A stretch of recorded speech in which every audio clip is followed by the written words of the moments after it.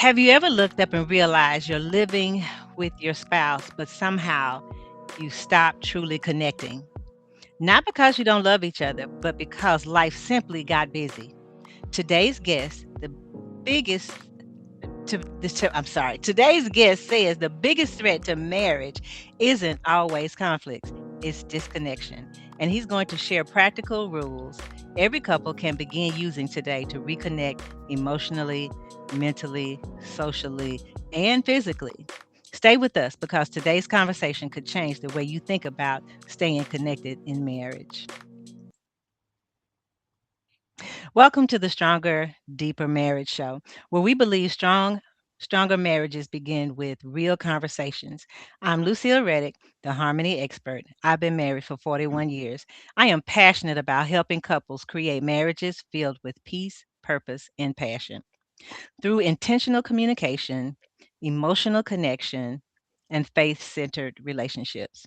And I'm joined by my amazing co host, Pata Hall, who reminds us that strong marriages are built by caring for our minds, bodies, and spirits. Today, we're helping couples build stronger marriages one conversation at a time. Pata, introduce yourself. Yes, yes. Thank you, Lucille, and thank you, Tim, for joining us today. I am Pata Hall, founder of True Pata Wellness, certified personal trainer, wellness coach, and I have been married for 39 years. One thing that I've learned that a strong marriage is not just about staying together, it's about continuing to grow together. That's why I'm excited about today's conversation. Healthy relationships just don't happen, they're nurtured through intentional habits, meaningful connections, and the way we care for ourselves and one another. When we care for our emotional, physical, and mental well being, we're better able to show up as healthier spouses and stronger partners. That is so true. That is so true. So Absolutely. today's guest is Dr. Tim Hill, a licensed professional counselor, educator, speaker, and CEO of Inspire Education and Counseling, known for blending humor, storytelling, and therapeutic insight. Dr. Hill helps individuals, families, and couples strengthen communication, emotional wellness, and meaningful connection within uh, ED. I don't know how to say it. EDD. Yeah. EDD. That's how Yes. you Yes. say it. Yep. Okay, Yep. he's got a Yep. doctorate in education. Yes. And years of clinical experience, he's a remarkable ability to take complex emotional concepts and turn them into practical tools that people can use immediately. Dr. Hill and his wife, Sharita, have been married for 14 years. Together, they counsel couples and help them build healthier relationships through practical strategies and intentional connection. Dr. Hill, welcome to the Stronger, Deeper Thank Marriage you. Thank Show. you. I appreciate it. I appreciate it. Thanks for having me on, guys. Did I miss anything in your intro? No, I think that's it. Now, listen, we do a lot. We do a lot over at Inspire. So we have a lot of programs that are always running. So that was just a small snippet of all the things that we do. So, Okay. All right then. Well, I'm absolutely in love with the title for today. So we've Mhm. named this the rules for staying connected in marriage because I think every married couple wants to stay connected, but many aren't exactly sure how to. Because I think about it in my early years too. I wanted to stay connected, Yeah, but the doing sometimes got muddled in doing life. So let's absolutely. start with an obvious question. Why do couples drift apart? That's a great question. So I've been doing couples counseling for a while, and so I have the luxury of peeking in a lot of different couples and kind of seeing couples at their worst, and then being able to blend them back together. And one of the main things that I see is, of course, infidelity. That's always a big one on either partner. But I would tell you one of the big ones, and one of the ones that doesn't get enough knowledge or at least enough respect, is men oftentimes don't feel desired, and that ends up resulting in coming off across many different ways. Some men, they become more reclusive and they just show up in the marriage and they just put the keys up and they go right to their room because they know their voice is not heard.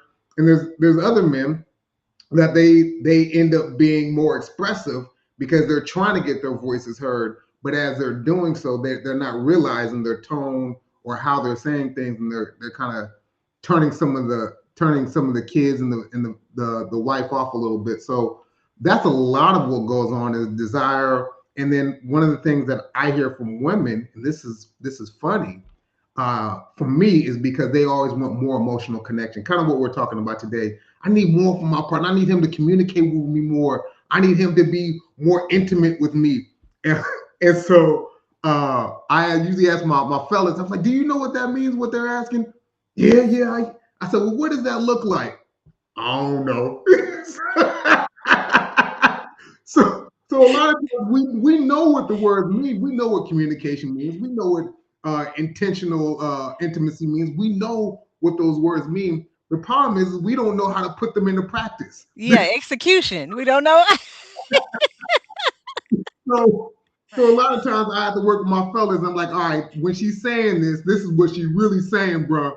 And then they'll be like, oh, why did she just say that? I hear that. Oh my God. I've heard Yeah. that a numerous times. Because you're supposed to already know what I'm thinking.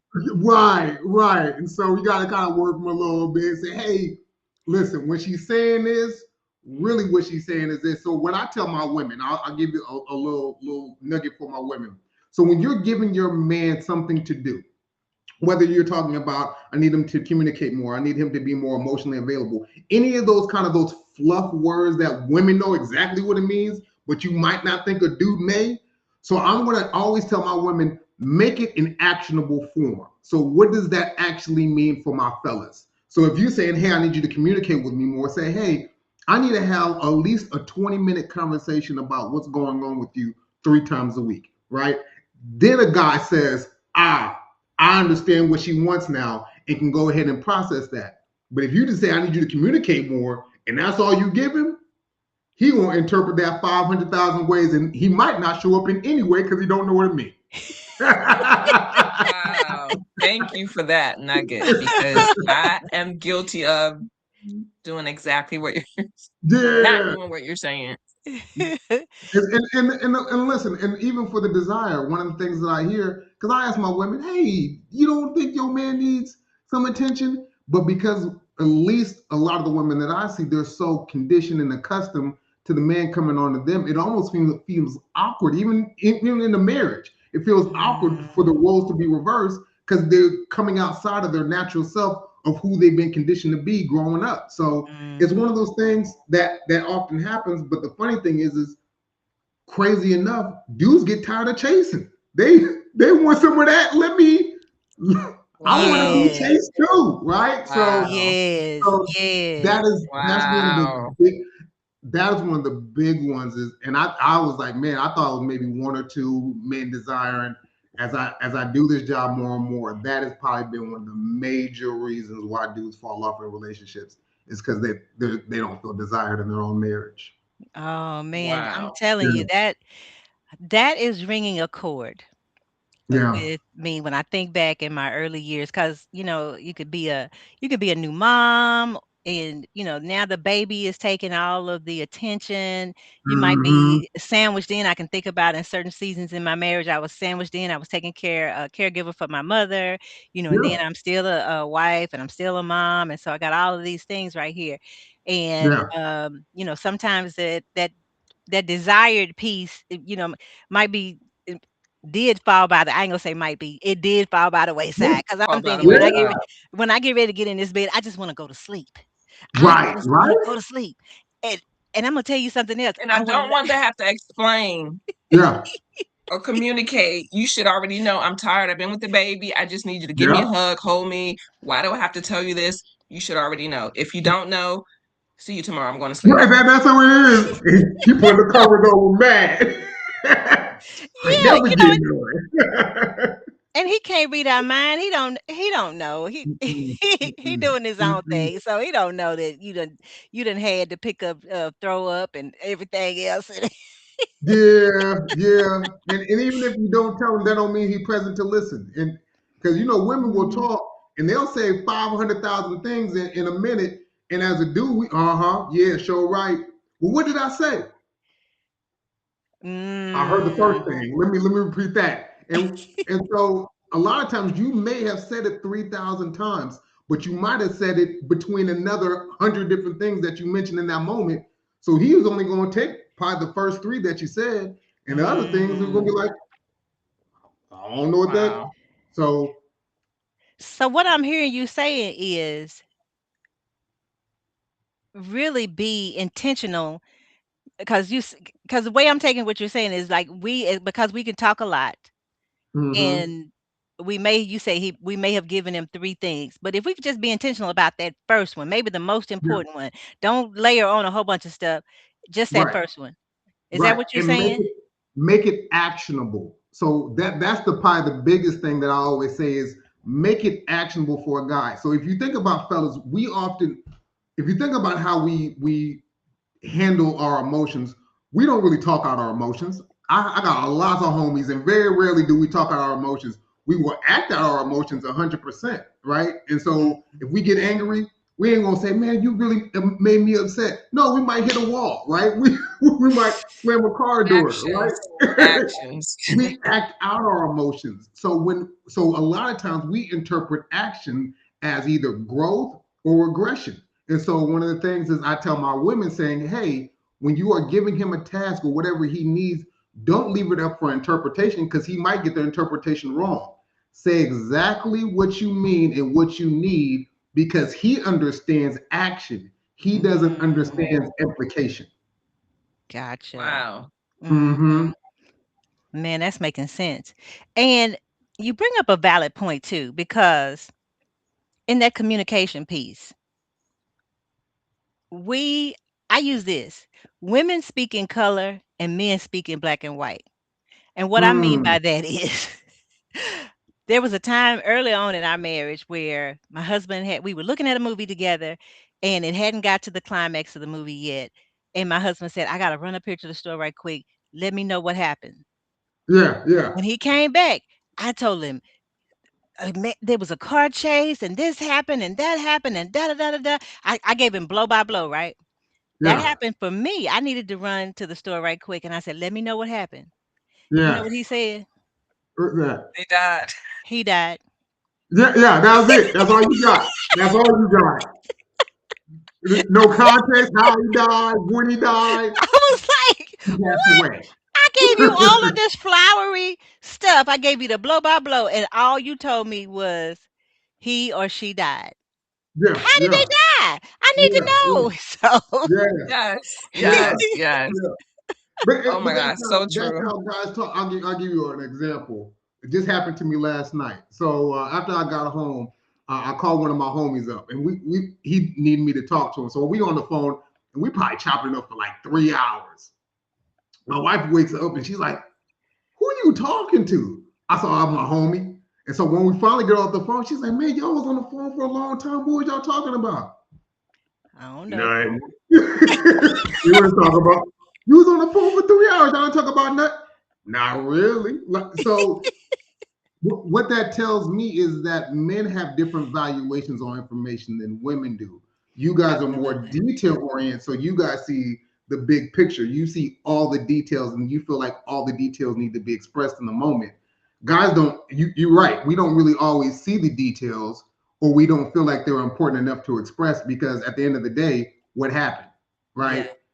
And that's what we communicate. And so even when you see guys, we can talk colorfully. If you hear us talk about sports, we Yeah. can talk Yes. colorfully. Don't Get the think we play can't. by play. Play Don't by think we play. can't, right? But we can't talk confidently about things that we're not 100% sure about. And relationships are one of the things we're not usually too sure about. Gotcha. Okay, that's making sense. I love that. So Make a lot of for the ladies that are listening, he is interested and I know we're being generalized. In most cases, he is action oriented. So when we Mm-hmm. communicate, we need to speak about the action that we want, not just the flowery words that say, "Oh, I need you to Yeah, be vulnerable. I will need you to yeah, show your emotions. I need you to let the wall down." yeah. Actually tell him what that looks like because he's not going to Mm-hmm. ask. We would think, well, No, why don't he just ask me? He don't know. He don't you know. don't He know don't have the the words for it.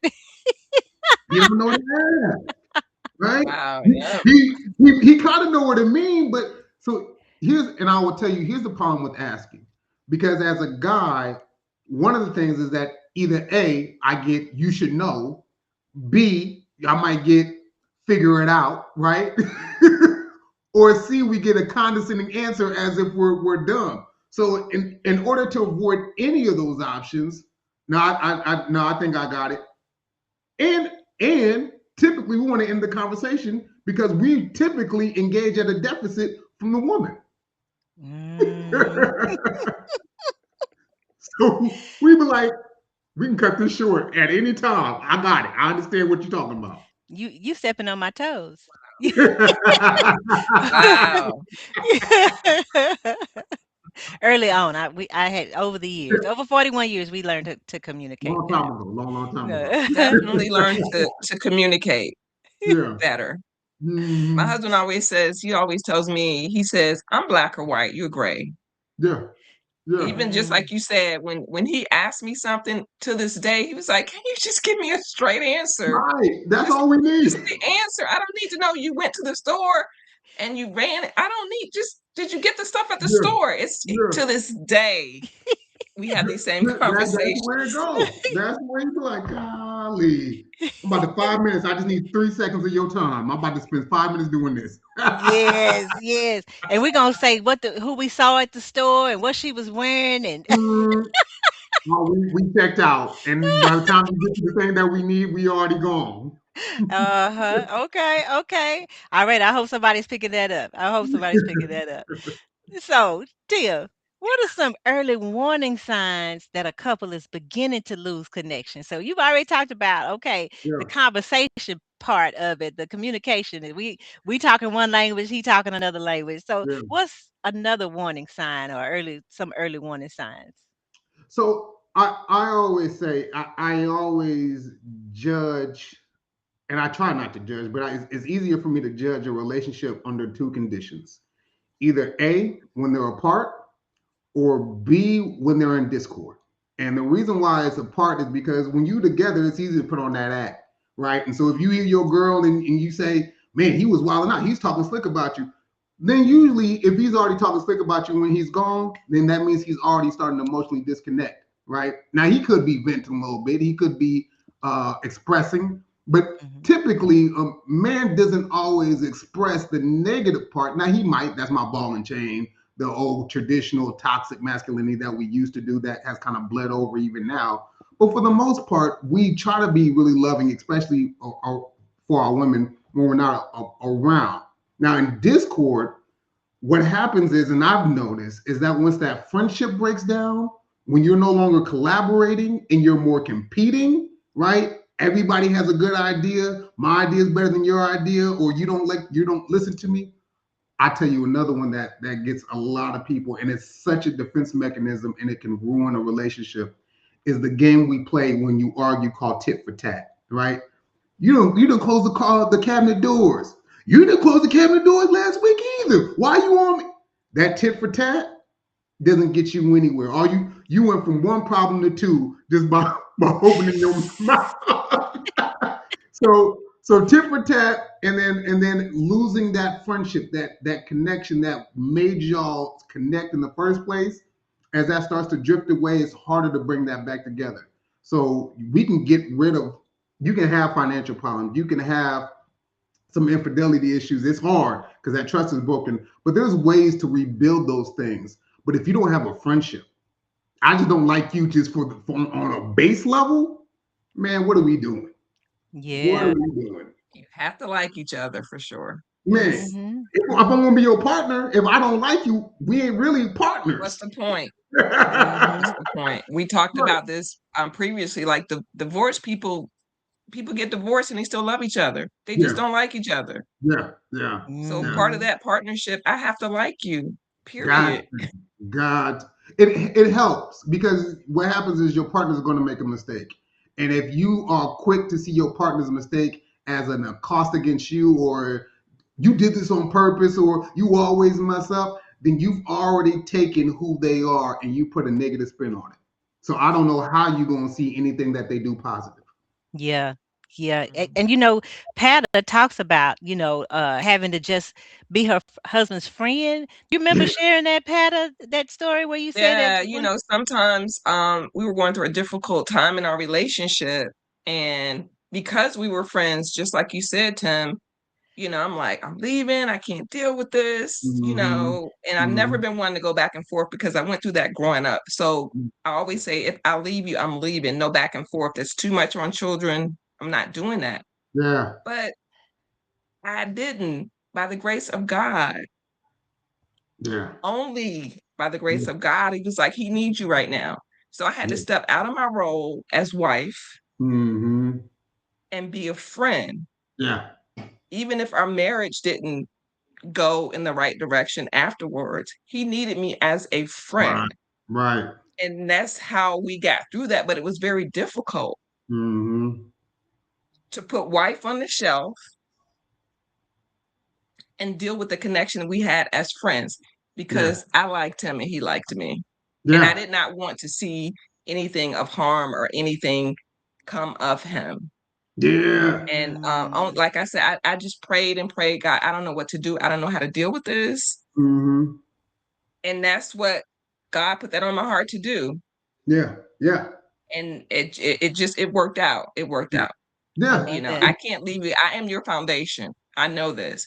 If I leave, it's not going to only be detrimental to me, to our children, and what we're trying to build, but also Right. to you as a person, Right. because I know how Mhm. you value your family. But it Yeah. was very extremely difficult for me to not be a take the wife mode and understanding going through that. A lot of times we're not the best wife and our husbands aren't the best husbands, and Right. that's Right. okay. Depending on the circumstance, Right. that's Right. okay. Yeah. But if you have that common goals, we loved our family and our kids Mm-hmm. came first, period. Mm-hmm. Mhm. So you just gotta work. I tell young couples, just work at it, communicate. I Yeah. had to learn how you just said, say what Mm. you mean. You mean what you say. Really, that was a process. It And is. I'm still working on it. I'm much better now, but I had to learn that because I'm like, It this, is. Yeah. you should know. I want you to, Mhm. yeah, because like you I said, love it. everybody wants to feel needed and feel desired, right? Absolutely. We're used to being Absolutely. hunt. We we're used to being hunted. They're hunt for us. We like to be, hey, Mm-hmm. yeah, catch me, catch me, catch me, right? Mm-hmm. Yeah. Yeah. Yeah. Mhm. And when that doesn't happen, he may be thinking, like you just said, he doesn't feel desire. I don't feel desire. So now what do we do? Yeah. Yeah. Now we done left the door open for the other woman to come in, and because No, I but you feel have to like think about this. 'Cause I'm like, I put too much work in this to make you better for somebody else. That's not happening. Right. Right. I'm telling Listen, you. Go ahead. go ahead. What you saying, Miss No, Lucille? I was gonna say I worked at a toxic work environment. I used to work for the federal government, and we would be working at the plant, and so you sometimes spend more time with the people that you worked with Yeah. than your spouse. It Yeah. might be different hours. We work crazy hours, sometimes 10 and 12 hours a day, and sometimes off hours because I was working late nights and my husband's working days and stuff like that. Yeah. So I saw it happen all the time. You Yeah. there with the people, and you working right next to this female, and now you're not, you don't have something that happened at home, you're not feeling desired, and she say something slick to you, you be like, okay, well, wait a minute, she want me, the one Mm-hmm. at home don't want me, but she want me, okay, or he want me, my husband don't Yeah. appreciate me. So so I definitely When you get a lot of understand. salad at home, that sweet, that little bit of sweet at the job look real nice, Mhm. right?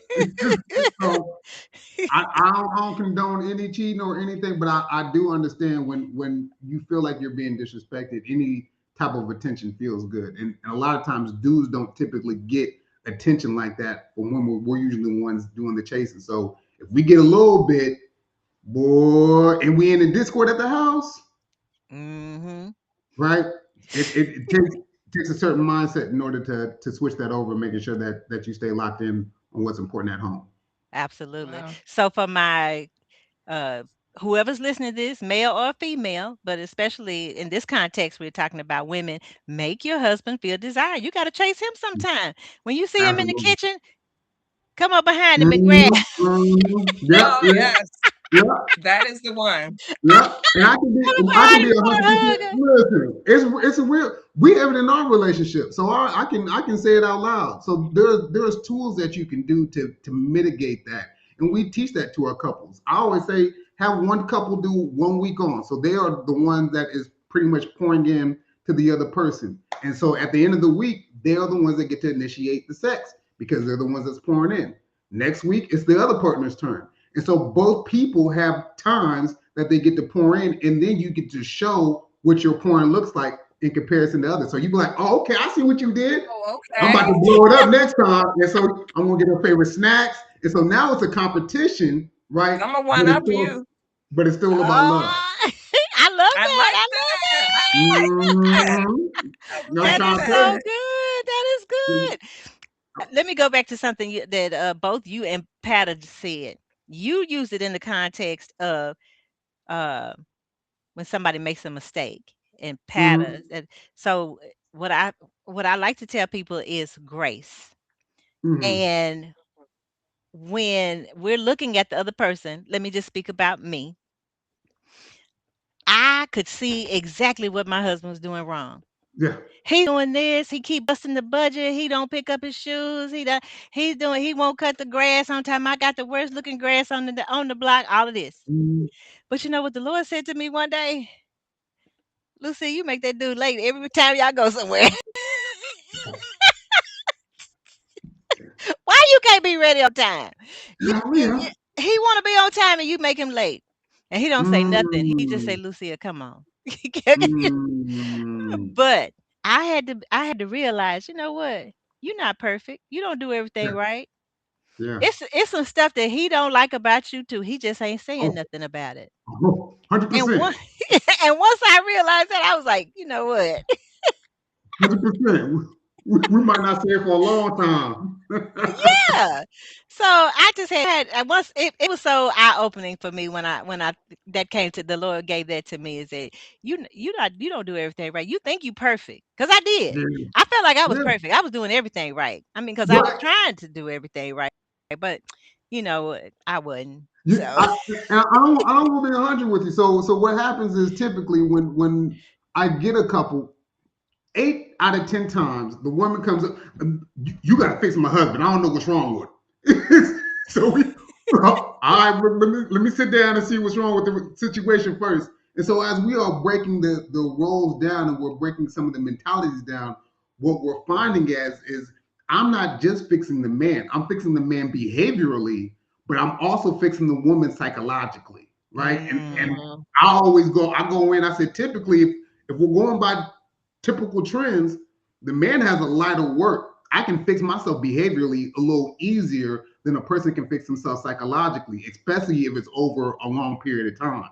So you start to learn to distrust. You see ghosts. You see improvement as minor progression, waiting for the regression, right? Like so you don't really trust that your mate is actually doing the things that he needs to do because for the longest time you've already seen him as a person that's not doing right by you or not showing up.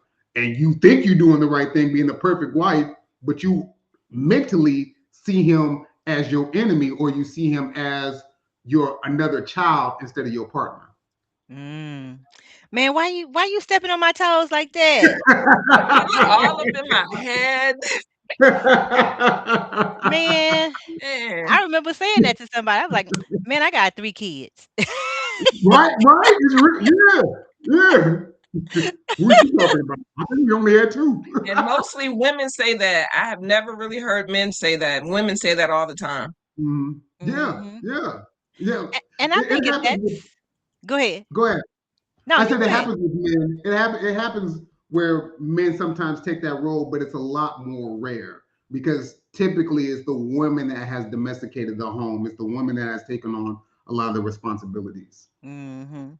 Well, you know, I So tell couples when I'm talking to women, I tell them that when if they present that to me, I tell them stop doing that.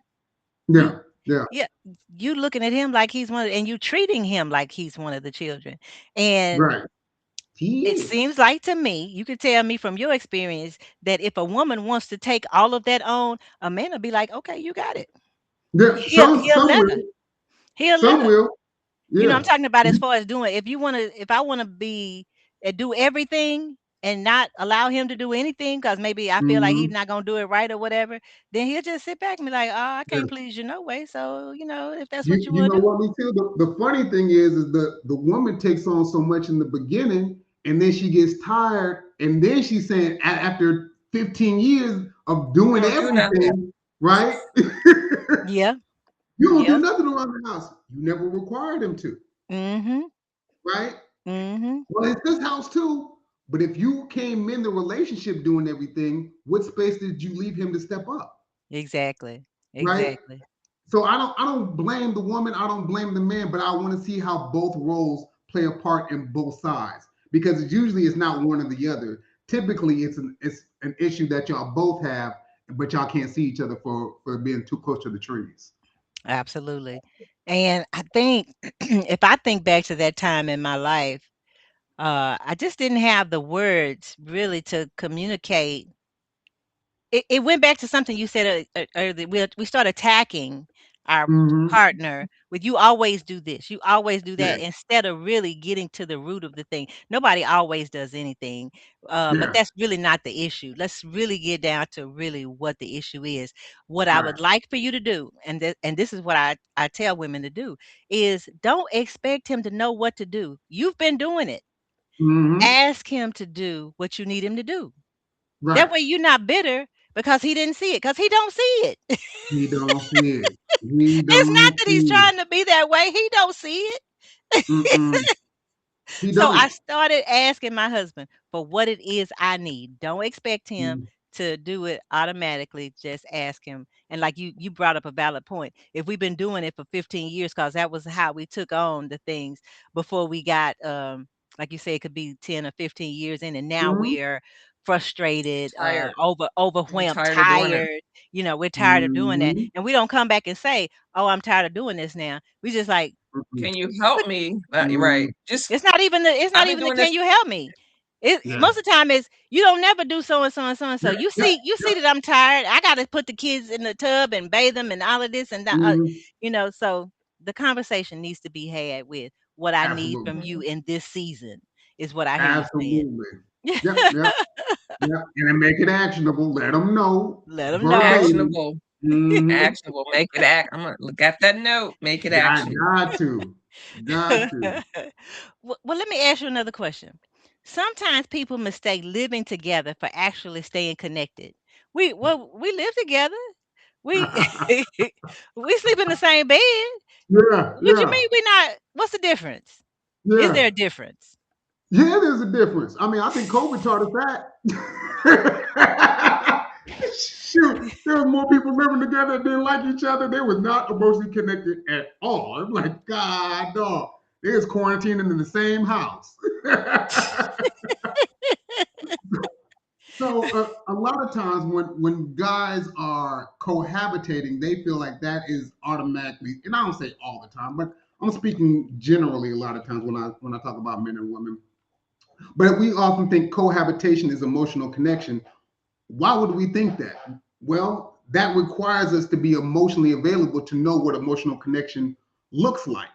And that is usually not a strong suit for a lot of guys because we were conditioned not to share our emotions. So typically, it's funny, if you talk about guys and we talk about loyalty, what's the first thing I always hear? Man, he was there for me, bro.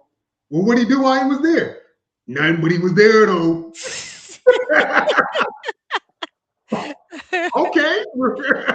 Right. So that's how they usually equate loyalty in being there for someone is by mere presence. Right. That's how we think of, Mm, man, she's always been there for me. Did y'all have a great relationship? No, but she was there though. Well, that doesn't make mm, sense to me, right? So a lot of times dudes naturally have that natural attachment of I'm there, therefore I'm connected. And we could have drifted away years ago, but because that proximity is so close, we feel like that is us being intentional in our relationship. But a woman doesn't see that. A woman doesn't operate off of proximity. A woman operates off of connection. Mhm. That's why you can have a woman that's 5 states apart, and as long as she's emotionally connected, she can be faithful for 365. Right? It's Mhm. easy for her because that's what she values. So when you have that emotional connection, it's easy. But if you have a man that doesn't understand what emotional connection looks like, then typically, not all the time, there's a disconnect on what that looks like.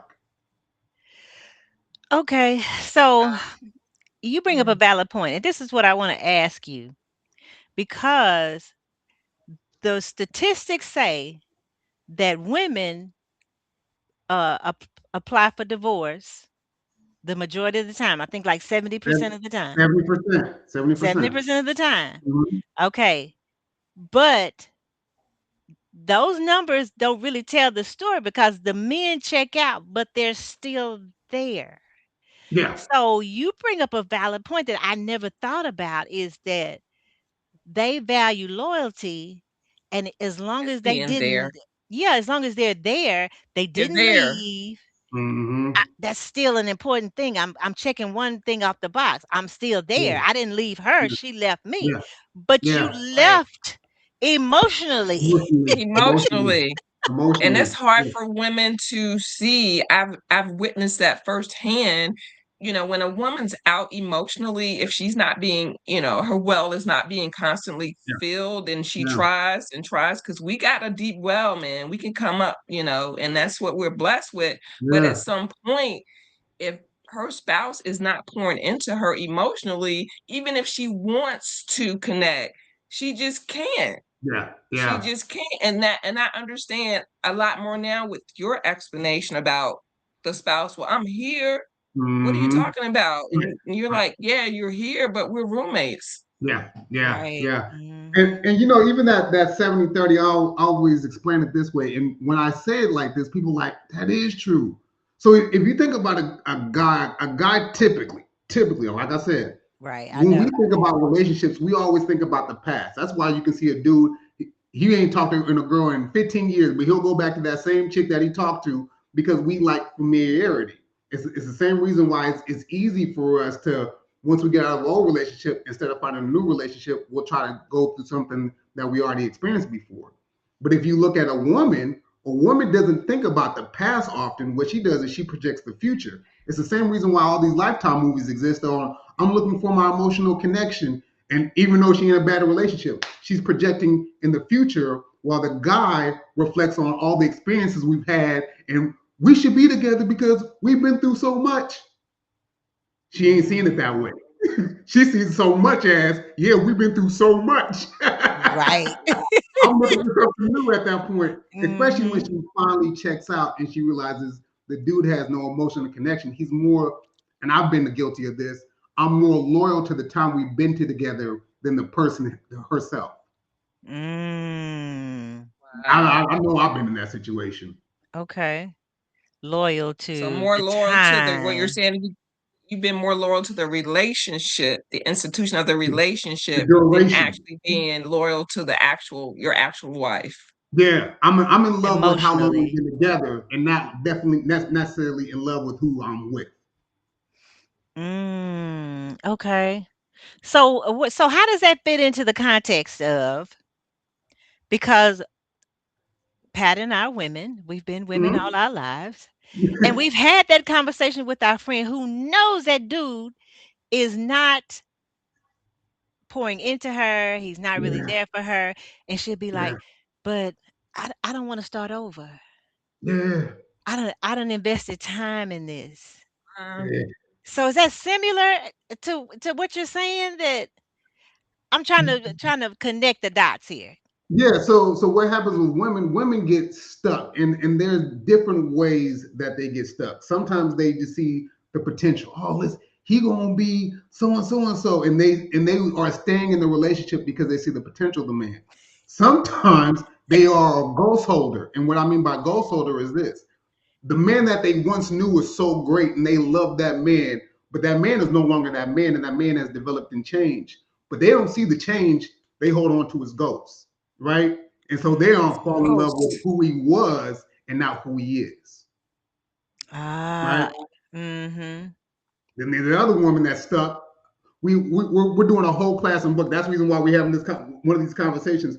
So another reason why one might get stuck is because she's naturally an overfunctioner and an overdoer. So she sees as me doing as my way of loving, not realizing the relationship is in shambles. But she gets her value not from the relationship. She gets her value by doing and being operational,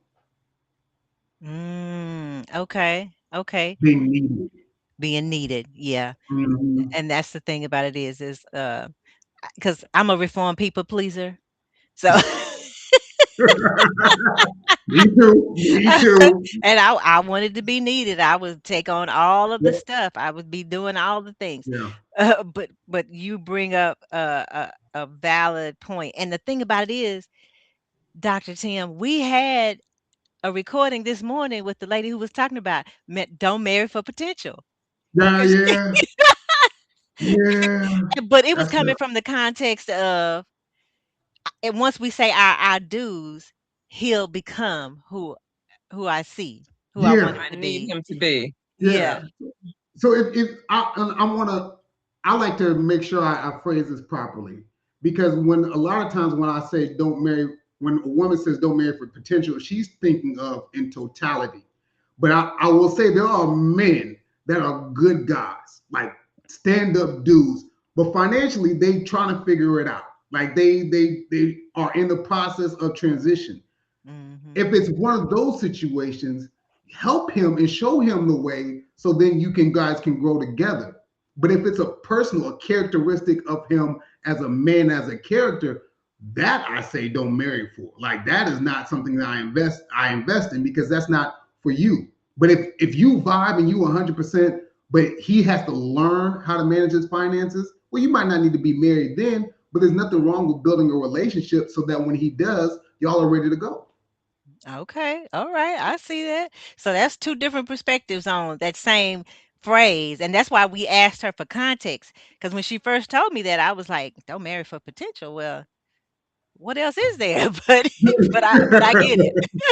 Yeah, And, yeah, there's a difference. and we were talking about too is, as women, as nurturers, as what the Bible says, help meet. A Hmm. man needs to know where his where he's going. He Yes, needs to have a goal. And yes, I say, if I'm gonna come and help you, I don't want to drive the bus. I right, need right. you to drive the bus, and I can help you, with terrain or help you fill the Navigate a bus. little bit. Maybe Hmm. I can read the Right, map. I can help you read the map. I can say, turn here, load that, all of that. right, But if you're not driving the bus, you ain't got no right. goal. You don't know where That you part, where you aiming at. What we doing? that I part. just Yeah, can't sit here on the bus. yeah, yeah, yeah. And then I'm We gonna can be all sitting there high. Where we going? Yeah, and then I'm gonna be frustrated because now I'm trying to drive the bus because somebody got to drive Yeah. the bus. We got Somebody got to kids. drive the bus. Yeah, yeah. And I will tell you, I will tell you what sometimes happens when you drive the bus is the man actually gets offended because he feels like his power is taken away, but he doesn't realize he's not stepping up on taking the wheel. But once again, nobody explains that to the man because leadership is not always just taught in manhood, right? That's Mm, not a class that they teach in manhood is leadership. So, but when you're leading your household, you need to know how to lead, and those are skills that you have to develop. A lot of times, biblically, a guy will say, "Man, I'm the man of the house," but will act anything but. So you need to know how to lead in your house. You need to learn how to fill those roles as a man, protector, provider, educator, teacher. And it's just not physical protection. It's just not financial provisions. It's all of the above. It's emotional. These are the things that she needs. But if nobody put you on game, you lost in the sauce before you even began. mm-hmm. And like me and my husband, we married kind of young, so growing into that, I remember getting frustrated about that because there was a season where we weren't sure about things, and I really, like I say, having some older women that were um, old enough to be my sisters. I didn't grow up with any sisters or brothers or anything, Mhm. but them teaching me how to come alongside him and kind of help him see, because the conversation that I had was like, well, don't do it for him. Help him do it. Right, right, Whereas, right. Mhm. if I feel like if I hadn't had those women there, I'd have been just doing it. I'd have been Yeah. try Absolutely. I'd have been trying to drive the bus instead of saying, You would have Mhm. got your well, CDL and drove that bus, right? yeah, instead of saying, something as simple as, have you considered, or Yes. what do you think about such and such, So that and you're not helping. That's actually what we call support, right? And that's a difference. Instead of taking over the bus, which let me help you. I'm supporting you. I'm literally in the window saying, "Hey, what you said? Take that left here. Take that right here." That's mhm, what people need in relationships. You don't want to do for the person. What you want to do is you want them to do. And if they need help or if they need support, then they have that in you. support. That's Hmm. an excellent word for it. Excellent word for it. Okay, so ladies in particular, we know that women can multitask. We can do a lot of things and juggle all the things, but Yes. you're gonna get frustrated. So I hope what you're hearing in the totality of our conversation is show up as support. Don't Hmm. take the wheel. If you take the wheel now, you will always be taking the wheel. Right, right. Mhm. You can't drive if you in the back seat. And then we're gonna get frustrated because now we done took the wheel. I know. I'm Right, just gonna speak it right, for myself. right. I done took the wheel, and now I'm frustrated because I done took the wheel. Yeah, you halfway to California talking about I'm tired, and you in there back asleep. But then in doing that, you're disconnecting yourself in a sense emotionally from your husband, Yeah, right? Hmm. Because yeah, Yeah. he's yeah. Maybe not in the immediacy because I've seen people. I feel like I'm supporting him, but after a while, and you feel like this is your role, it starts to wane. And if you ain't getting poured into, oh man, it's a wrap. Hmm. It's just a matter of Hmm. time. Absolutely. Okay. So love the direction this conversation is going in, but let me take you here. Okay. I read your questionnaire Mm-hmm. and I was intrigued by the way that you describe connection in four different ways.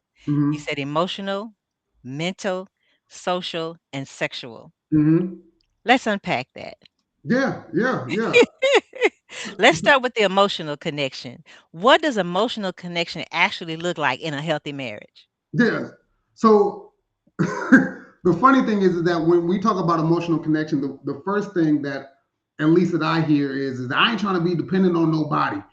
And so it's a lot of times women take emotional connection as feeling dependent, and men do too. It's kind of funny that way, and so we don't always express because we don't want to feel needy or that we're having to lean on somebody because we're supposed to be the strong person. And so you have two people in a relationship that are supposed to be working together that are acting independently. But then there is the other option where you have one person that is the main person. We just talked about this, and the other person is leaning on them, and that is dependency. Well, that can foster emotional connection, but it's a lot harder because you're playing the role of a caregiver and supporting somebody else. The ideal place, and this is the hard part, is that you have to be interdependent so that you are good on your own. You can solidify yourself on your own, but when you lean on each other, that you're stronger together. And then that is true emotional connection because you see the value of who you are by yourself, but then you see the value of how much stronger you are when you can equally lean on each other. mm, Mm, being interdependent, Hmm. not just dependent. Yeah, just or dependent. independent. Please, ladies, don't be independent. We don't need the independence. Please, But wait a minute, all the songs, all Malay, what is it? all Um, my all my single ladies. what so Dr. Tim, tell us, what does independence mean in a relationship? Is there room for it for women to be independent at all or not, or just a little bit, or only when it pertains to certain areas or certain things? Because a lot of women, especially women that get married later in life, Mhm, like Lucille, I got married when I was 20 and she got married in her 20s. So we went through a whole thing. I didn't have mhm, anything, barely didn't to school or anything, but a lot of women are waiting. They're getting married, they already have their careers, their mhm, education. financially, you're financially strong. Yeah. So where does independence fit in a relationship, or does it? So How if how we're does that talking, work? if we're Pat, if we're talking about emotional connection, independence doesn't work at all. In marriages for emotional connection, I don't know how you can be in a relationship and be by yourself emotionally, Mm, right? right, Because are right. you You're really right. in a relationship at that point with yourself, right? So when we talk Mm, about emotional interdependence, then you do have to lean on somebody. If you're talking about financial, no. If you're talking about social, it's probably best that you are interdependent. But if the other person is not as social, then you don't necessarily have to be, right? But emotional connection is one of the few type of connection types that you have to be interdependent if you want it to work. Otherwise, it's going to be a draining if it's dependent, or it's going to be isolating if it's independent. got you. Well, give us an And example codependent. so we can understand it a little So, better. like Do you have an interdependency example? and emotional connection. Yeah. So I'll give you an example. So if let's say we all have problems, and sometimes problems hit families at once, and so you might have both partners dealing with the same problem at the same time, trying to figure out how to make this work and survive the next day. Well, if we're talking about independent, then the man might go to his man cave, the woman might go to the bedroom, and they trying to figure out by themselves separately and not really having connection to communicate. Well, if it's dependent, then you have one person doing all the planning and all the organizing, and the other person just being emotionally needy and supportive on the other person, waiting for that person to figure out what's going on. But if you're talking about interdependent emotional connection, that means that we are still coming up with ideas independently. But then when we collaborate, then we see growth and we see understanding and then we see resolution because as we see our strengths as together instead of, oh, well, you good at that, but you ain't helping me plan on this, so I'm going to be by myself. It's that emotional connection of interdependency that makes problems work and actually show up where it's not as problematic as if it would be normally if you didn't have that interdependency. Oh, I love that. That's a perfect Got that. example. Perfect. So that Yes. made sense. Yes, yes. Because I was Hmm. having problems putting the dots together. Because Yeah, yeah, Me too. Me too. I yeah, Me I'm too. a A type, or whatever they call a D type personality. So I'm kind of headstrong. I want to do things my way. And when you talk about the emotionally connecting as being interdependent, I remember Interdependent. when there was a particular situation, and I we talked about it, and instead of saying, you know, okay, whatever you want to do or whatever, I mm, said, well, this is the way I feel about it. mm-hmm, And I remember this was kind of like the turning point for us, maybe like 10 or 15 years in. And I said, but if you feel strongly about doing a different way, then I will support you in that. yeah, yeah, Whereas before, I wanted it to be my way. mm-hmm, You know, yeah, and so we yeah, were kinda butting heads because he wanted to be his way, I wanted right, to be my way, and he was gonna do it his way anyway, I yeah, felt like, and then or I was gonna do it my way, he probably felt like, but when we actually came together emotionally and I was able to let the walls down, yeah, at that point because I was really changing in my faith and trusting in the Lord and really not putting so much emphasis on the physical person that I was seeing when I understood, warring against principalities and rulers of dark places and stuff. So yeah, when I could really put my faith in the Lord and that He was going to work on my behalf through my husband, I was able to kind of relax a little bit and not fight so much for my position in yeah, the thing, and say, "Hey, this is the way I see it, but I'm willing to do it your way." And right, sometimes we did it his way and it, especially early on because he hadn't been doing it his way on certain yeah, things, I would just take over. But if the mistake was made, we mm, learned. He right, learned, I learned, and it wasn't a big deal. Whereas right, I could see the first mistake that he made, he was like, met me at the door when I came in and explained, "Hey, this is what happened." And I was like, "Oh, okay then. All right, no Yeah. problem." Whereas I feel like, and I could see his countenance just kind of, Hmm. relaxed or whatever, because I kind of felt Hmm. like he felt, oh, if I make a mistake, she gonna leave me, or Right. or it's gonna be a big blow up, and all of that. And I was just like, Hmm. oh, okay, no problem. We'll work through it. It'll all work out. Change the whole game. It Change changed the the whole whole Yes, thing. game. Anita. Yeah, that's Mhm. that interdependence, That. right? Yep. Interdependence. Emotional connection. Y'all can see each other now. Yes, Hmm. absolutely. So the next one that you talked about after the emotional was mental. Yeah. Can you Yeah. break that down to us a little bit? Yeah. So you can be emotionally connected but not mentally connected. And what mentally connected is that you guys might be aligned on your values, that your beliefs, the things that make you, right? I've seen people that they can do it. They can, a Muslim gets with a Christian. It's possible, right? I'm not saying that it isn't, but it's a lot easier if you guys are already aligned mentally. Oh, you see it that way. I do too, man. I'm glad we on the same page. So it's a conversation that you can breeze past because you recognize you guys are already in alignment. But when you have to sit down and discuss our different paths because we're not mentally yoked, then now it's a slower process. And because you have to understand their logic, he has to understand your logic, and then we have to compromise logics and see, do we blend or do we just take one? So it's not that it's not possible. It's just a slower process than if you're already mentally aligned in the first place. I Mm. love that, and I don't think that we talk about that enough. We Right, we don't. don't. We don't.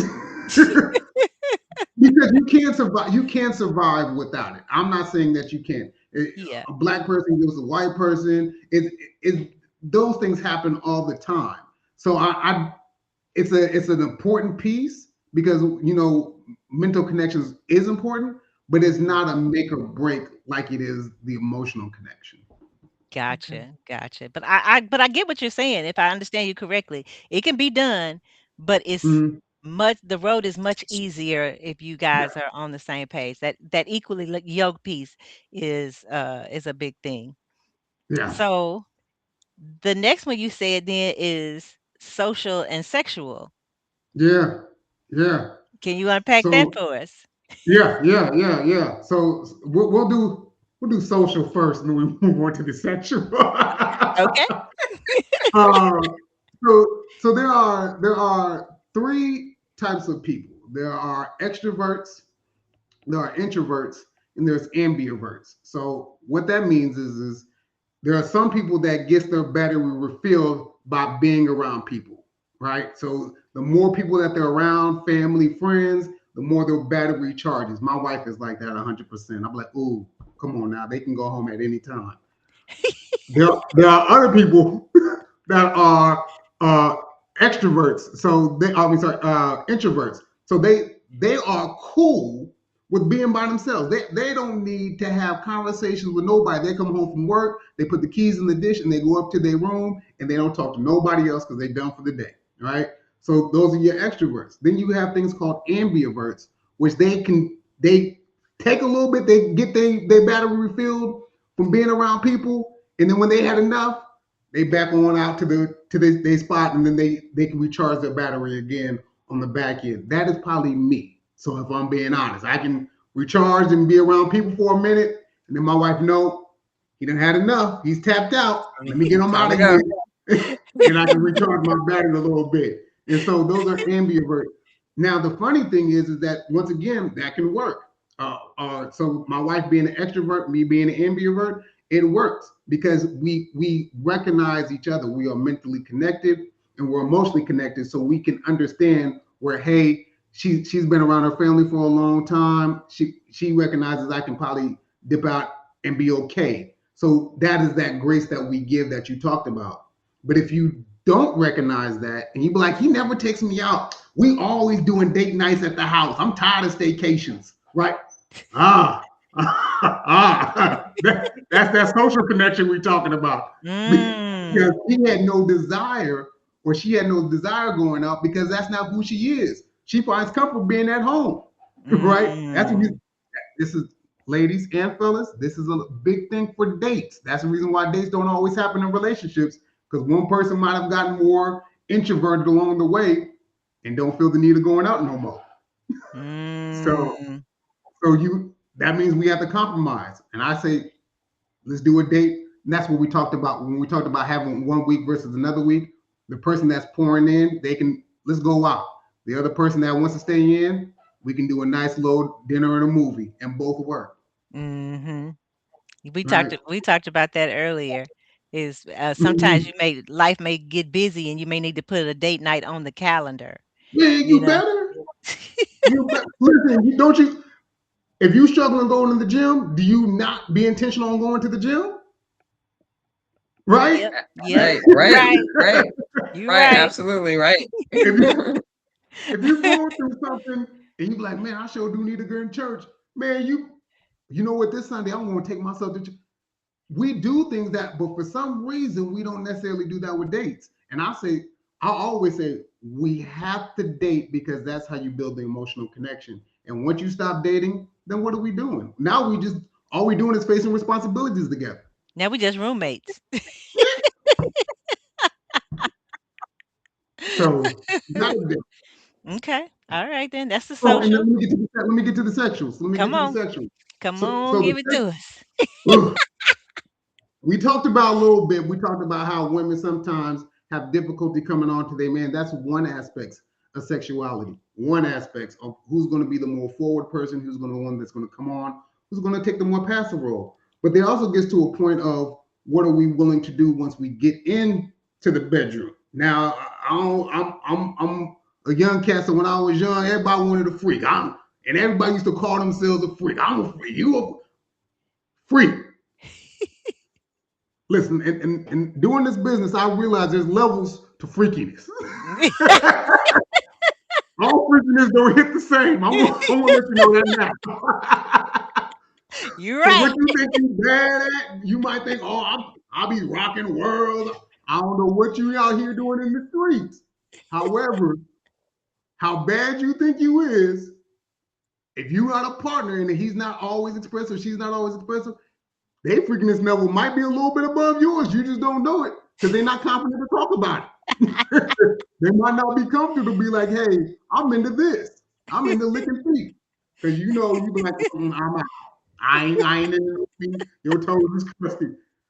That is a sexual connection, is knowing who's going to initiate. But then once we are in the bedroom, what are we comfortable sharing? Are we comfortable exploring?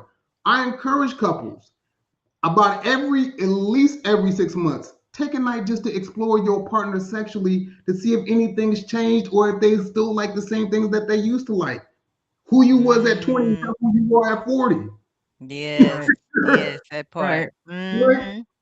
So yeah, And, explore a little bit. Isn't that wrong? and the thing about it is health wise, we are not the same people. You may have put on some weight. He may have put on some weight. We may have some health issues now. If you're taking high blood pressure medication, men, it affects Yeah. it affects the soldier. So those and then for women, we start going through menopause and perimenopause, and Mhm. things are changing in that Oh. degree. And I can see where if my desire wanes at that stage of life, my husband could misinterpret that as me not Mhm. desiring him anymore. Desire.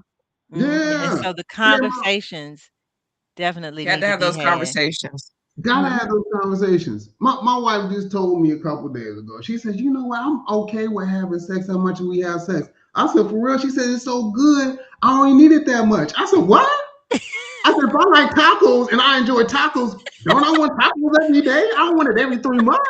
I said, I don't understand that logic. How does that work for me? But because of how she operates on her sexual connection, she doesn't need as much because she gets fulfilled easily. But me, I'm thinking Mm, if I like something, I'm a fat boy. I'm about to eat. Like we yeah. put on Give one it to plate me. again. So, but you need to know how your partner moves, and I'm glad that you represented that are people that are more mature, that might have more ailments or injuries, and how to perform in the bedroom and having grace with your partner, because everybody's knees is jacked up. Not everybody, Right. Yeah. not everybody, but some of us. You gotta swing that leg to get it. I get it. I get it. So you gotta have Yeah. some grace with your partner. You know their limitations. Have It's some all right. grace, have some Yeah, conversations. Let's talk about it. Let's see what we can do. Grace and And conversation. that's it. That's yeah, it. And if you got to go to the doctor and get get what you need, do that. So so that you yeah. But and that's I why you're think here. yeah, but I think as a young person, I don't know. I guess I thought that after you get to a certain age, you wouldn't want to do that anymore. But I see that you know, no, Yeah, No, there's no, not a time if you like your partner. I like yeah, my husband, right, yeah, and I right. desire him and he desires me. And so I'm doing Yep. everything I can in order to yeah. stay in the proper space where everything is working properly so we can do what we need to do in order to connect in that On that physical level. Yeah, way. Yes. yeah, Yeah. Yes, yeah. yes, yes. And there's a Even at small the there's a certain section of the population whose identity is linked to how well they can perform in the bedroom, right? So that's what they take on. Oh man, I can kill the sheets, and when they can't anymore, right? Then they go through identity crisis. But most people don't realize Oh, yes. I never that. even thought about it from that perspective. If you used to putting Yeah. it down and now you can no longer put it down Mhm, like that, that's gonna be a problem for your ego. Okay. mhm, Oh, mhm. yes. I love that. All right. Yeah. Well, I love what you're saying. So, um, I hope that the people who are listening don't underestimate the importance of being connected to your partner. And he's talked Mhm. to us about the mental, the social, uh, yeah, emotional, mental, social, and sexual. Okay. Um, Yeah. that those are so important even as time goes on and you grow older with your partner. So since we're talking about connection right now, I want to Mhm. pause right now and Pata, because she's in the health and wellness space, she has a health and wellness minute to share with our audience. All right, all right. Well, thank you so much, Dr. Tim. I'm learning some things even after all these years. But today's conversation just reminds us that staying connected in marriage is not just a big conversation or one special date night. It's about small choices that we make every day, how we speak, how we listen, how we care for ourselves, and how we care for each other. We often think that wellness happens in the gym, in the kitchen, or at the doctor's office, but connection is wellness too. Mhm. Emotional, mental, physical, and spiritual wellness, they all work together. When we're healthier within ourselves, we are better able to show up with patience, presence, compassion, and love and grace. Yeah. Shared experiences help couples lower stress, laugh more, communicate better, and remember that marriage is not just a responsibility, it's a relationship. That interdependence that you so vividly displayed in your conversation, it doesn't have to be expensive. Take a walk together, cook together, dance in the kitchen. Back in the day, for some of us that's kind of on this other side now, we should dance all the time. Dance together, sit outside, no phones, even if it's just 10 minutes. The goal is not to create a perfect date. The goal is to create a moment that says, I still choose us. Mhm. Yeah. Hmm. Love I that. love I that. love I love that. that's So deep. And That's it's deep. like, I think people too, it's like no matter what stage you are in your marriage, you can grow. You Mm. have to continue to grow until Yeah. that marriage is no longer, or you guys are no longer. And I think sometimes people would get married, and I'm married, and yay, I'm married. But yeah. that's just the easy part. Yeah. Yeah, That's let's true. check the That is box true. off. We done had this elaborate wedding that as a woman, I've dreamt about all the time, and now we in it, and we should be able to hold hands and ride off into the sunset. Yeah. Or like you No. guys say, Dr. Hill, staying where's married my? and being happy. Yeah, staying married and being happy and actually liking the person. A lot of people just stay married and like you just discussed, Mhm. there's no connection. They're essentially they live in the same space. Yeah, yeah, yeah. Mhm. And I'm glad that you said that because I always have to remind people, and it's a depressing statement, but I it's important to know that all relationships are finite. All relationships have an expiration date, and some are going to be for a short season, some are for a longer season. But at the end of the day, when you find yourself at the end of that relationship, what did you learn and did you grow from the relationship that you were in? And that's the ultimate goal that you should be asking yourself after every relationship or true, genuine interaction. Okay. All right. You say they all Yes. have an Yes. expiration. Are we talking about because I married my husband for life for life. I was like, look, Yeah, you might Well, absolutely. it's still an expiration at some Yeah. point. However, it's I just wanted to make Y'all it might meet each clear. other on the other side, but there's an expiration date that has to end for a short time before the new one can begin. Ah, okay, I got you. I got you. I Yeah. got exactly what you're saying. Okay. All right. All right. So let me you've talked about these different areas of connection. So uh, this is what I want to ask you. If you were writing the rules for staying connected in marriage, the Mm, rules for staying in connection, you this is your book or this is your paper that you're putting out for everyone. yeah. What would be that first rule? That's that's easy, and that rule is going to be the rule that God gave me when I had to figure this all over again. So that I was doing about 6 months of like intentional inner work to make sure that when I came out of it, I was a better man for who I was. And when I was looking for my wife, God put on my heart. He says something very intentional to me, and it's very loud. He says, "Don't look for what she can do for you. Look who she is to you." And that kind of goes back to that friendship. Mm, Every woman has something that she can offer. I don't care what it is. Every woman. The idea is not to value what she can bring. The idea is to value who she is. Because when things can go away because they were already given to you, then at the end of the day, what left do you have? And if you don't have that connection, if you don't have that friendship we talked about, if you don't have that grace, then at the end of the day, what do you have? You have two people working together on responsibilities, but at the end of the day, they are not here. mhm. So that is So what he put in me. so are you able to give us an example?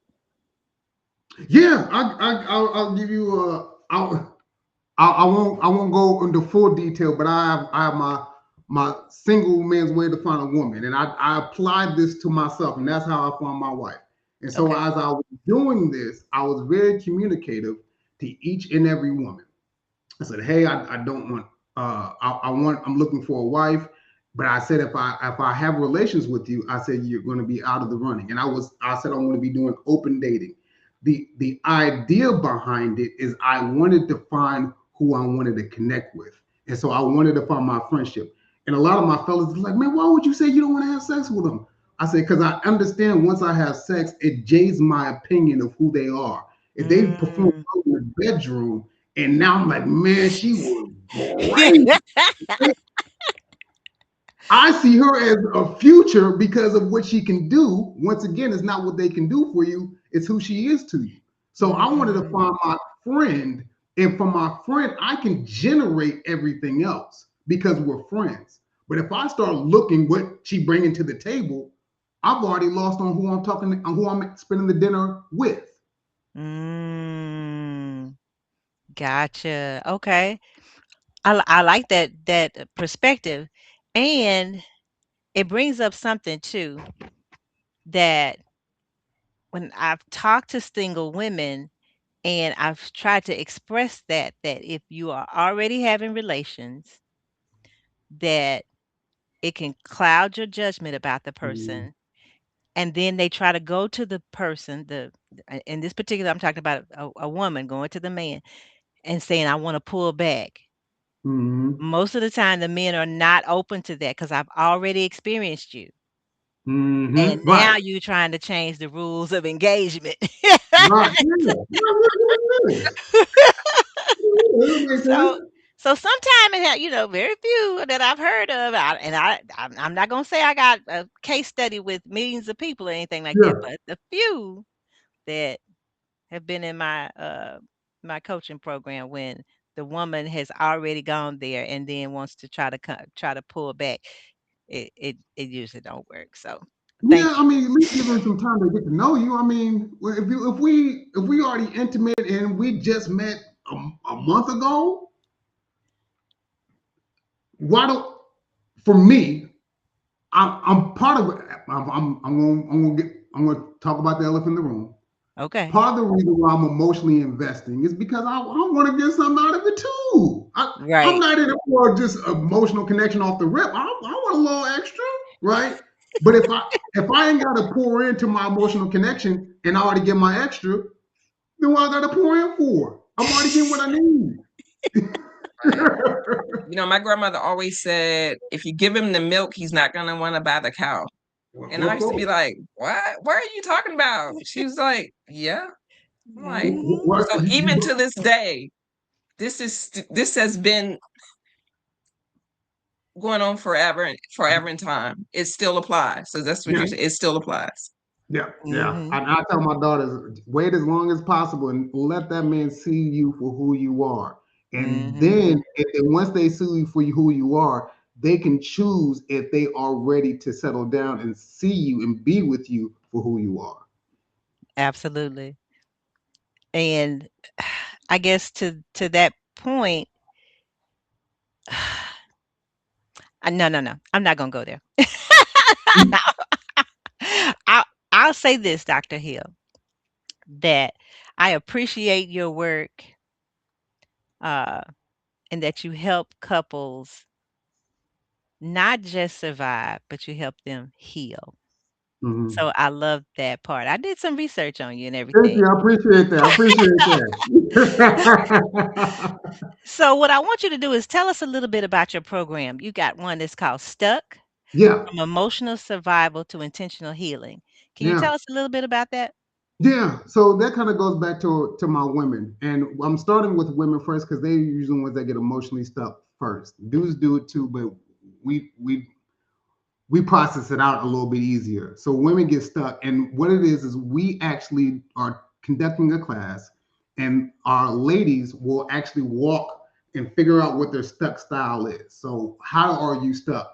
And then me and my wife are working through with each woman, and we are alleviating how they are stuck, and we're doing it through called the Japanese kintsugi bowl exercise. Are you familiar with this? Mm-mm. No, So I'm not. you probably have seen it where you see like a broken item, a vase or a bowl, pottery, and then they put it back together and they put like a gold lacquer to highlight the cracks of the bowl. Have you seen that? Oh, yeah, yeah, yeah. I Right. have Oh, seen yes, that. yes, Mhm. That's yes. essentially what our women look like after they're done. Right. They were broken at one point in time, but you've put a finish on them, and now they're more beautiful than what they began. Right. Oh, And so wow. we do that actually in class. So we do a Kintsugi Bow exercise over the course of the 8 weeks, and we're building them up, just not emotionally, but we're also building them up educationally. So when they see these same stuck patterns again, they know what to look for and how to show up. And the idea is now they have a bow that they can take home that reminds them of who they used to be. Mm, I love So that. that is our stuck program that we are currently putting out, and that will eventually be a book. It's already written, but we wanted to make sure that we have the class first, so that we have that one-on-one attention for our ladies because that is going to be important for them. So is there a way to tell the difference between surviving and being truly healed? It's tough because what happens is that you really don't know until you've been triggered. I'm just gonna say that because I was going. Listen, you being a therapist, you can't. I would be so well off if I heard, man, I'm healed. I done worked on myself, and as soon as they trigger, them old habits come back. Come And back. so I always say you can tell how healed a person is when you put them in the stress that they came from, right? Mm, That's when you can see if they how they've grown. If they respond the same way, yeah, you gotta you might have healed emotionally, but you have not healed behaviorally, Mm, right? But if you see okay. your situation different and you show up different, now you've actually healed because you see who you were and you're no longer that person. Gotcha. Yeah. Gotcha. So you and your wife, Sharita, you guys work together in this Yes. situation. So has counseling other couples changed your own marriage? Absolutely, it has. So our anniversary is actually tomorrow. So Happy Oh, anniversary. happy anniversary. thank you. I appreciate it. The funny thing is that oftentimes we forget our own anniversary. This is probably the first time in about 4 years we both remembered. So usually we go on the probably the last three not recognizing our anniversary, and people are like, "How y'all couple counselors and y'all ain't even recognizing your own anniversary?"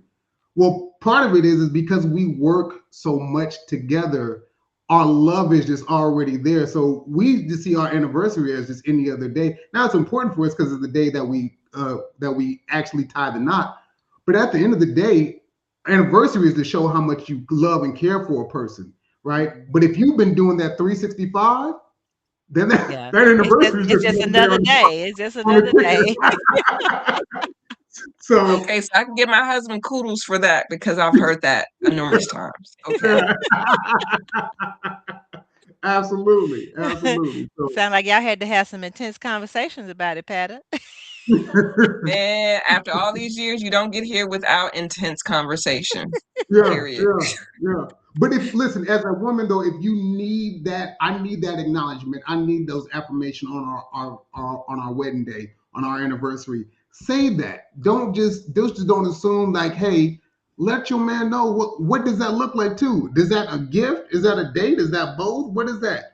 I I recognize my wife has given me a lot of grace because of who I am and what I do. That she will allow me that grace. But I still got something coming for her too. So don't think I just forgot about her.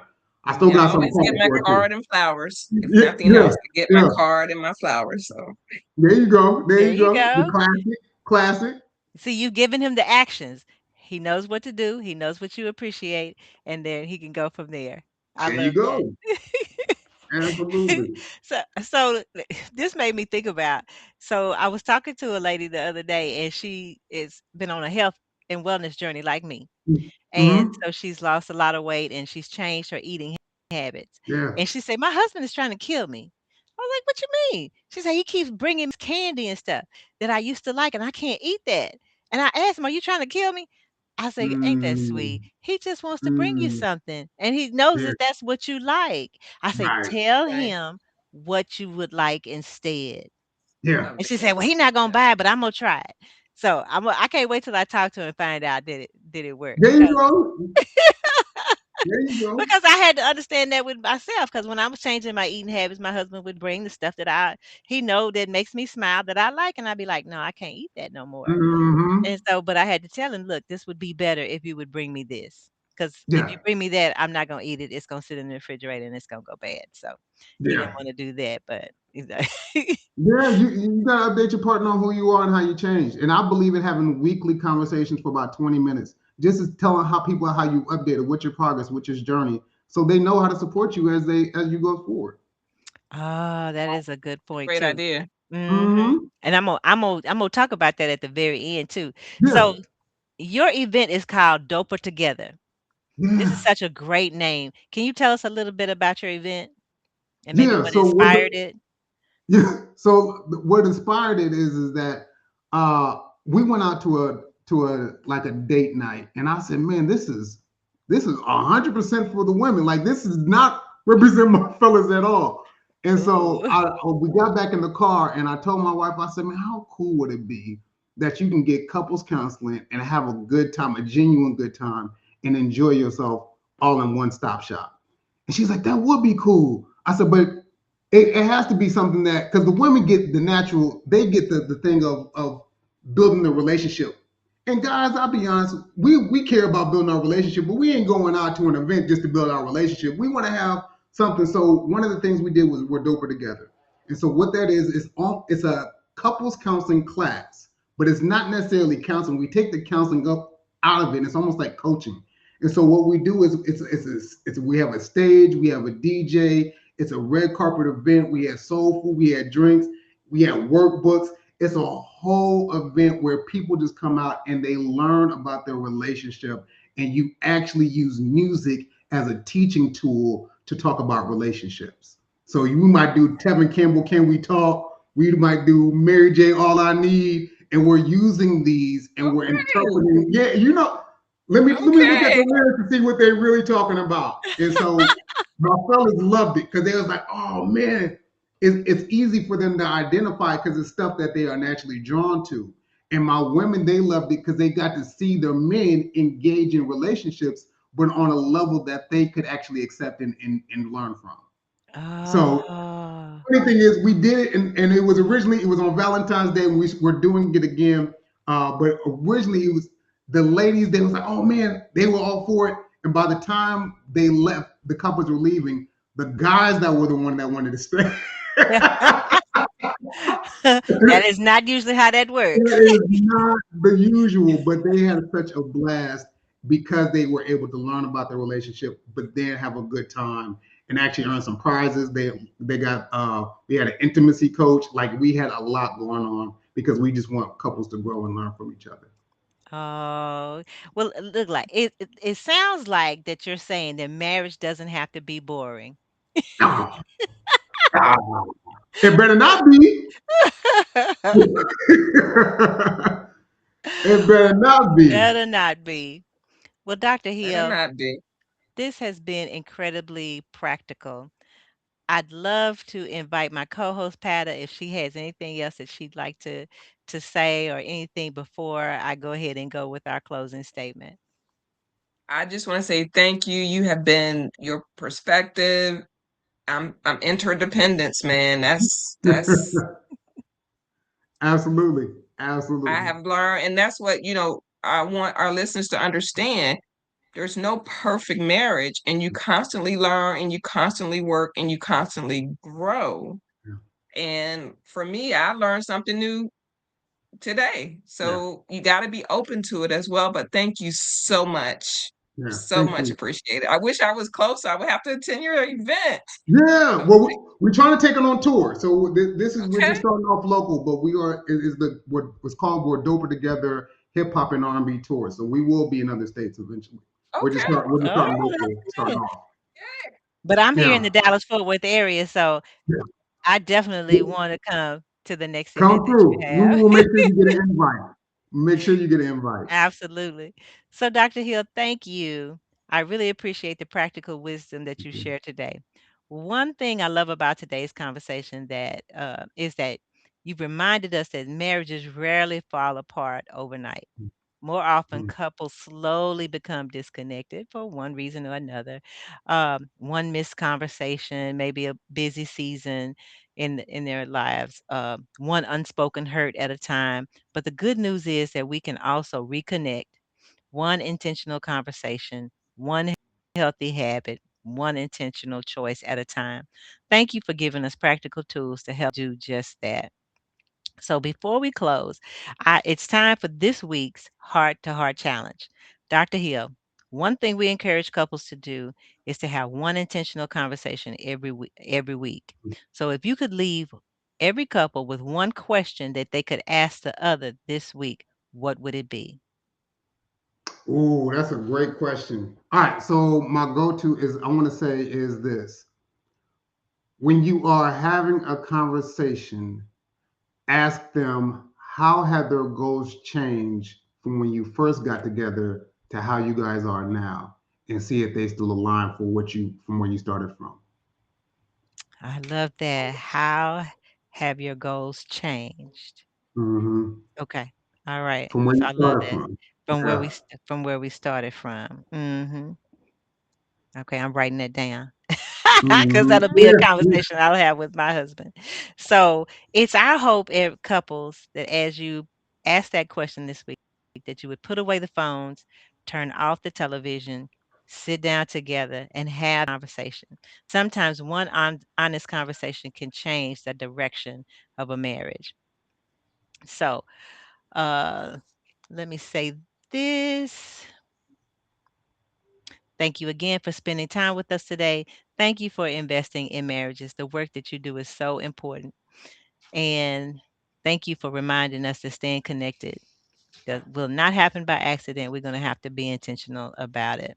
So, if today's conversation encouraged you, please help us encourage someone else. Click the like button, subscribe to our channel, and share this episode with someone you care about. You never know. One conversation could strengthen a marriage, restore hope, or change a family's future. As you leave today, don't just listen to this conversation. This week's heart to heart challenge is simple. The question that Dr. Hill gave us earlier. Find out if the goals have changed since you last shared them or when we first started. All right. So listen without interrupting, respond with love, and give each other the gift of being fully. So Mm. remember, stronger marriages don't just happen. They're built through intentional conversations, intentional choice, and intentional love. For so this week, have one heart to heart conversation. So until next time, I'm Lucille Reddick, and this has been the Stronger, Deeper Marriage Show, and where we believe that real conversations bring stronger marriages. God bless. God bless. Thanks, y'all. Appreciate y'all. Oh.